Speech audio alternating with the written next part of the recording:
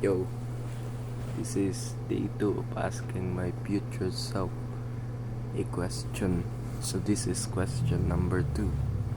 So before I turn 16, I'm gonna ask myself a question. So 20 question for 20 question in total. So yeah. Peace. Yo, parang masyadong seryoso naman yung kahapon. So, ang tanong ko sa'yo, boy, anong hobby mo? Kasi ngayon, mga hobby ko siguro, puro laro, puro,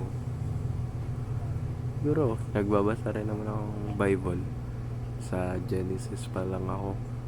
Hindi, madami na ako nabasa, alam mo na yun, pero malapit na ako matapos sa Genesis. Tapos, ayun, mga hobby ko, siguro, gusto ko ulit mag-start mag-gitara.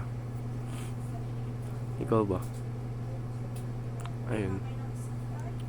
So, matuto ng instrument. And tapos, ano ba ang mga hobby ko? Ayun, maglaro. maglaro. Wala pa ako naisip na course. Ayun bro. Anong mga hobby mo? Bye.